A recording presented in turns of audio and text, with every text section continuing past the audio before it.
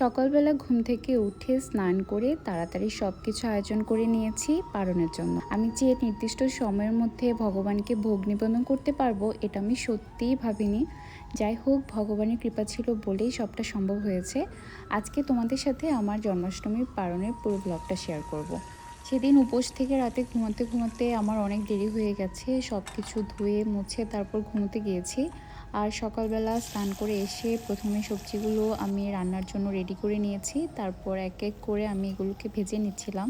আমি প্রথমে আলুগুলোকে ভেজে নিয়েছি, এরপর ঢেঁড়সটাকে আমি আলাদা করে ভাজবো। তারপর আমি সয়াবিনটাকে সিদ্ধ করতে বসিয়ে দিলাম। সয়াবিনটা রান্না করব আমি মুগ ডাল দিয়ে, তো মুগ ডালটাকে হালকা করে ভেজে তারপর আমি ধুয়ে নিচ্ছি।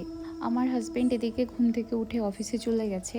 আমি একা একা সব কিছু করছিলাম। আমার এত ক্লান্তি লাগছিল পুরো শরীরটা থেকে, তাই আমি মনে মনে ভাবছিলাম খুব বেশি ঝামেলা করব না, সিম্পলের মধ্যেই হচ্ছে আজকে পারণটা সেরে নেব। আমি আলু এবং ঢেঁড়সটাকে লাল লাল করে ভেজে নিয়েছি। ভোগের জন্য আসলে প্রত্যেকটা সবজিকে যখন লাল লাল করে ভাজা হয় এটা আমার দেখতেও খুব ভালো লাগে। তারপর আমি গাজরটাকেও হালকা করে ভেজে নিচ্ছিলাম।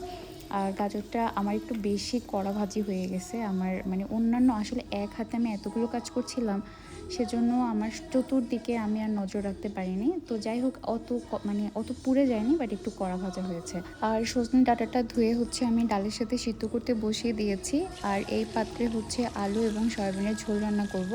তো প্রথমে আলুগুলোকে আমি হালকা করে ভেজে নিয়েছি, এরপর আমি সয়াবিনটাকেও একটু ভালো মতো করে ভাজবো, তাহলে এটা আর একটু ভালো হয়। আর এদিকে আমি পোলাওটা রান্না করতে বসিয়ে দিয়েছিলাম, সাথে পুজোর প্রিপারেশনও নিচ্ছি।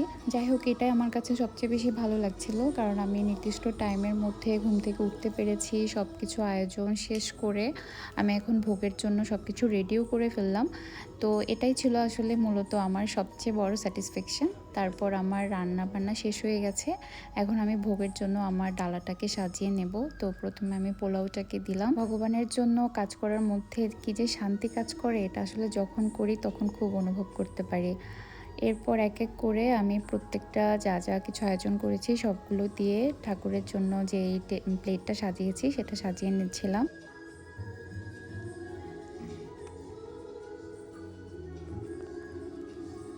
প্রথমে সজনের ডাল, তারপর আলু এবং সয়াবিনের ঝোলটা, সাথে ঢেঁড়স ভাজি, আলু ভাজি, গাজরগুলোকে ভেজে আমি পোলাওর সাথেও একটু গাজর ভাজি দিয়ে তারপর সাজিয়ে নিলাম। সাথে দিয়েছি একটা কাঁচামরিচ আর একটা লেবু।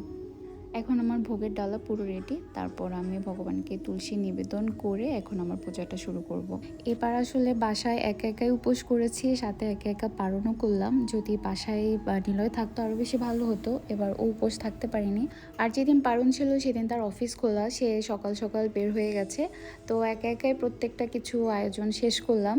একা একা আসলে কোনো কাজ করতে ভালো লাগে না, ও পাশে থাকলে আর একটু আনন্দ নিয়ে কাজগুলো করতে পারতাম। তারপরেও আমি মনে মনে ভাবছিলাম যে আমি আসলে এত কিছু করতে পারবো কিনা।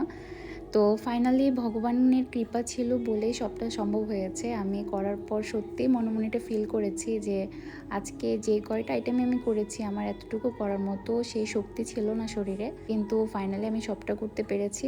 এটা ভগবানের অশেষ কৃপা।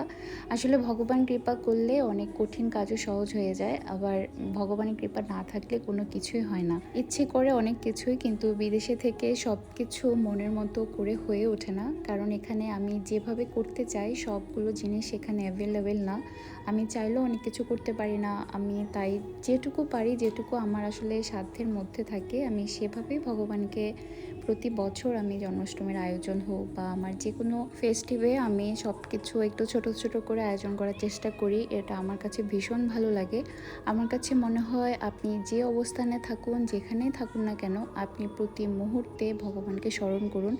ইচ্ছে থাকলে সবই সম্ভব। হ্যাঁ, একদম পারফেক্টলি করতে হবে না, কিন্তু আপনি যেটুকু আপনার সাধ্যে আছে আপনি সেভাবে ভগবানকে ডাকার চেষ্টা করুন। আমি সবসময় ফিল করি পূজা হচ্ছে আমার কাছে ভগবানকে কৃতজ্ঞতা জানানোর একটা মাধ্যম। এই যে এখন পর্যন্ত সুস্থ আছি, ভালো আছি, এটা ভগবানের অশেষ কৃপা। আজকের ব্লগটি এ পর্যন্তই। তোমাদের কাছে কেমন লেগেছে আমাকে অবশ্যই কমেন্ট করে জানিও। আজকে বিদায় নিচ্ছি, টাটা।